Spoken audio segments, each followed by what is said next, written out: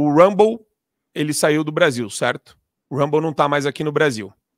Não tinha muita gente no Rumble, mas o Locals, que faz parte do grupo do Rumble, vai desativar os serviços no Brasil por conta do Supremo Tribunal Federal. O Judiciário mandou a plataforma remover perfis de alguns criadores de conteúdos aqui no Brasil. Esses criadores são Paulo Figueiredo e Rodrigo Constantino, que vocês sabem muito bem. Acho que eu não sei se o Alan dos Santos também está no Rumble.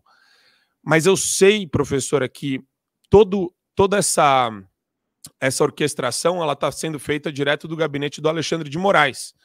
E o CEO falou: não serei vítima de bullying através de demandas de governos estrangeiros para censurar os criadores do Rumble. Escreveu Pavlovski na rede X. Então, ele decidiu tirar. Como que a gente encara essa supressão de plataformas que está acontecendo aqui no Brasil, professora? Eu não precisa explicar que assim, é que nem aquele meme do Monarca, a ditadura já aconteceu, a gente tá na ditadura, acorda. O pessoal pensa, eu não sei o que passa na cabeça das pessoas, de certo que vai entrar um plantão da Rede Globo avisando, a partir de hoje o Brasil é uma ditadura comunista. O comunista da presidência se uniu a outro poder que não podemos citar aqui e agora vai ser a ditadura. Não, gente. A liberdade ela vai sendo perdida aos poucos. De novo, começou com o fechamento da única emissora conservadora que tinha.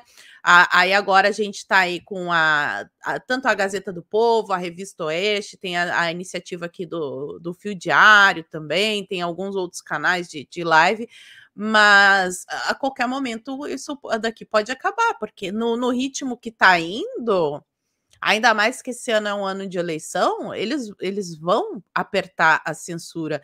E tanto é prova de que não existe nenhum crime de fato cometido por essas pessoas que estão sendo censuradas pela ditadura alexandrina, que em outros países do mundo esse conteúdo ele pode ser livremente consumido. Ou pelos brasileiros que utilizam o VPN, que é um tipo de um dispositivo que simula que a pessoa está se conectando de outro país. Se a gente fizer isso, utilizar o VPN, a gente consegue acessar todos esses conteúdos de maneira livre, que é exatamente o que acontece na China, que acontece em outros países que são ditaduras, que cerceiam ali o conteúdo. Porque a coisa mais perigosa para a ditadura é o povo ter acesso à informação.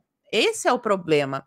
Por mais que seja difícil de acreditar, as ditaduras, elas, para se sustentarem, elas precisam ter um certo apoio popular. Pode até ser que não a maioria da população, mas uma boa parcela da população precisa apoiar a ditadura para ela se manter de pé. Quando ela não tem este apoio mínimo, ela cai, e isso aconteceu em vários lugares aí.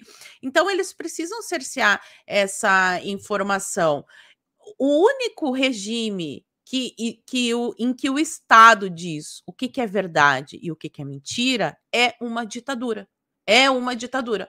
Na democracia, a informação circula livremente. E é por isso que eles têm essa tara atávica com censurar a internet. Porque é muito mais fácil controlar meia dúzia de redações, né? Pega ali as emissoras do país, que são concessões. Qualquer coisa que se diga lá, a exemplo do que aconteceu com a Jovem Pan, que teve que...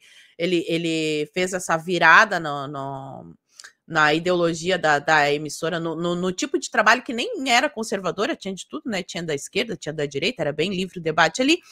Ele fez isso porque é uma concessão, e ele ficou com medo de perder a concessão. Então, é assim que funciona. É muito mais fácil o Estado controlar meia dúzia de jornalistas de uma redação, de meia dúzia de redações, do que controlar esse tanto de canal que existe de pessoas, porque aí derruba o Marco Antônio, aí surge lá o Zezinho, derruba o Zezinho, a Mariazinha faz o canal. Então, a única maneira que eles têm de sustentar esse regime é censurando a internet e com a cumplicidade da mídia, que na minha percepção, isso é particular, até eu quero saber depois se os meus colegas aqui de bancada concordam, já está se virando, porque a mídia, se a gente voltar para o ano passado, no ano 2023 para 2022, a gente nunca veria um Otávio Guedes falando o que ele falou, mesmo que tenha esse viés, né? Depois diz, isso é estratégia bolsonarista. Nem assim ele falaria. Ontem, parece que foi demitida a Andresa Matais, que era a editora-chefe de política do Estadão, que fez a matéria que encabeçou ali, né? A matéria da Dama do Tráfico, que trouxe vários escândalos desse governo à tona. O Estadão, que é desse viés mais social-democrata, tucano, e que tem feito algumas críticas bem pertinentes a esse governo. A própria CNN, há pouco tempo atrás, não faria isso. Então, eu estou vendo que há, sim, uma mudança, inclusive nos veículos de mídia, que percebem agora aquilo que a gente vinha avisando há muito tempo. Ou seja, a censura vai começar pela gente aqui na internet, mas vai chegar em vocês também, velha mídia. Proteger a liberdade de expressão é saber que a gente vai ouvir a opinião de pessoas com as quais a gente não concorda, mas que a gente precisa preservar isso em nome da nossa própria liberdade de expressão. É isso, Marco. E, Satie, existe uma discussão interessante a esse respeito que tem a ver com a internacionalização das demandas por liberdade de expressão e liberdade de imprensa no Brasil. E você vê, pelo menos o Eduardo Bolsonaro, ele tem, ele está trabalhando conteúdos em inglês, etc., mas é uma coisa que a nossa comunicação e as nossas lideranças também políticas deveriam buscar. E não é um esforço que eu vejo. Em contrapartida, vou dar o exemplo só do Paulo Figueiredo. Ele deu uma entrevista pro pessoal do PragerU, né? PragerU. Depois eu vou colocar para vocês a página do PragerU antes de terminar. PragerU. PragerU. Já que você quer portuguesar, portuguesa tudo. Para vocês assistirem, ele deu uma entrevista maravilhosa falando sobre a corrupção no Brasil, falando sobre o problema que a gente vive hoje, a ditadura imposta aqui. Uma entrevista fantástica, mas é um esforço que deveria ser feito pela inteligência, que hoje não é tão inteligente assim, política desses bastidores nossos, Satie. Sim, evidente, Marcos. Evidente que a gente tem visto a nossa Suprema Corte ganhar projeção internacional no que diz respeito a cercear a liberdade de expressão, a cercear o livre mercado, a cercear a livre iniciativa e até mesmo a propriedade privada. Veja, é uma empresa que não pode operar no Brasil, ou melhor, está saindo do Brasil em razão dessas perseguições que vem sofrendo do judiciário brasileiro. Se a Apple, imagina, a Microsoft e tantas outras empresas, né, multinacionais no Brasil tomassem a mesma atitude, obviamente, guardadas as devidas proporções, seria uma catástrofe. Mas para essas empresas já poderia ser acendido também um sinal vermelho.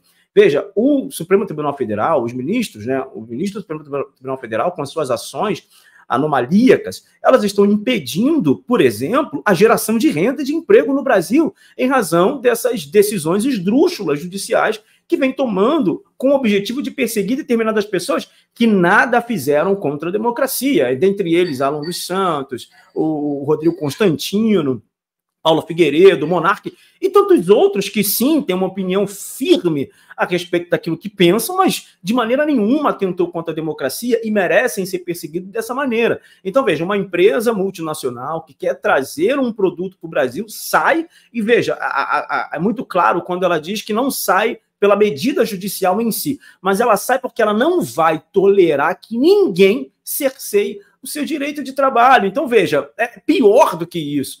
A liberdade em outros países é tão pujante, que esses donos de empresas, essas pessoas não permitem nenhum aceno, que dirá uma ação, porque a ação foi diretamente contra essas pessoas, obviamente envolvendo a empresa, mas contra determinados indivíduos, não foi diretamente contra o CNPJ desta empresa, mas mesmo assim, a resposta que essa empresa deu para um nível de perseguição tão intolerável foi a saída do Brasil. Isso é falta de geração de emprego, riquezas, liberdade de expressão. Então, veja, o Brasil está caminhando para um nível de censura que é um nível nunca visto antes na história desse país. Antigamente, no período do regime militar, a censura era feita não de maneira prévia. Primeiro se pegava ali um conteúdo, uma música. Eu particularmente discordo disso, tá? Discordo de censura em qualquer nível. Mas era assim. Pegava uma música, olha, isso aqui não vai poder passar.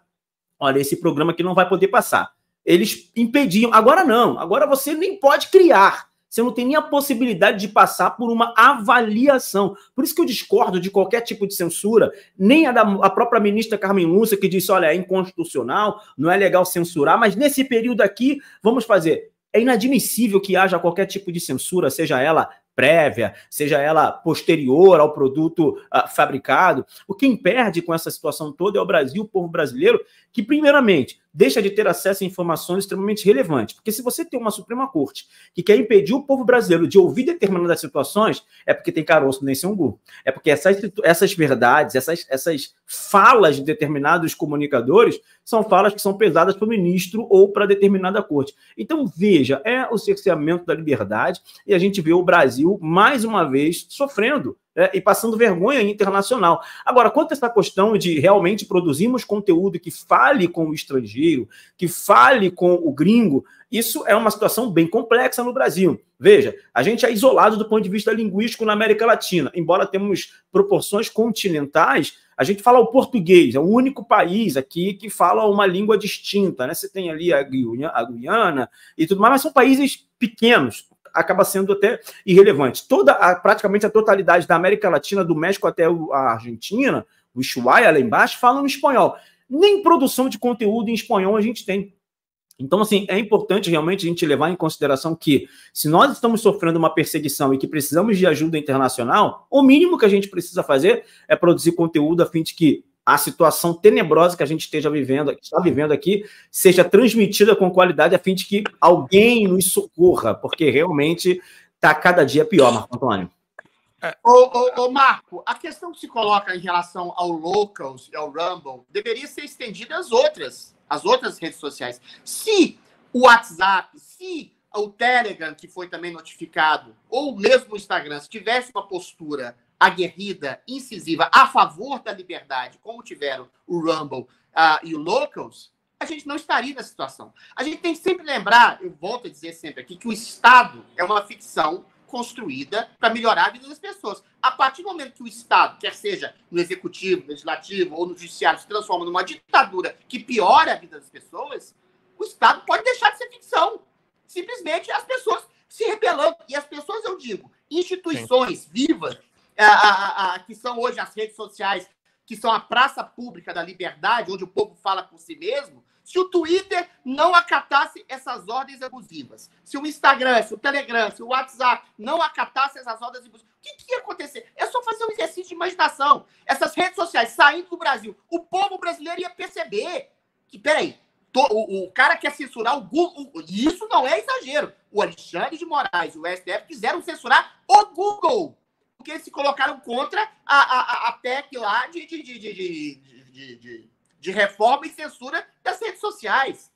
Então, isso ia dar um contraponto gigantesco. Sai o WhatsApp do Brasil, sai o Instagram, sai o Twitter do Brasil. Mas aí... Qual que é o discurso? Eu estou certo e todas as redes sociais do mundo estão erradas? Agora, se você fica de maneira leniente, complacente, gentil, como o Valdemar, como o Instagram, como o próprio Elon Musk, que fala de liberdade, mas está lá. O Paulo Figueiredo, o Guilherme Fiuza, o Constantino, estão censurados até hoje. E não fizeram nada, ele não fez nada. Se você tem um contraponto ao ditador rígido, internacional, acaba com a ficção da ditadura. Então, todas as redes sociais deviam seguir os passos do Locals e do Rumble. Não seguem, estão sendo complacentes e mas eu não sei se eu concordo, porque se você tira as redes sociais aqui do Brasil, aí você promove o sonho dos ditadores. Não, saca? Mas aí o povo vai perceber o que está acontecendo, Marcos. Não. Eles fazem o Twitter do PT igual é na China. Eles fazem o Facebook do PT, o Twitter do PT, o YouTube do PT. Na China é assim. Mas na China é assim. Vai ter um contraponto não só do povo, das instituições. Eu acho que é um truco complicado, Adrilles. Essa trucada é complicada. Para você ter acesso ao conteúdo integral do Fio Diário, é fundamental que você assine agora a plataforma e aproveite as condições que a gente tem promocionais para você ter todos os acessos aos programas. Adrilles sobre tudo, Marco Antônio em Direita, Além do Ponto G, entrevistas com personalidades nacionais e internacionais, Óbvio, Show da Manhã e várias outras atrações do Fio Diário.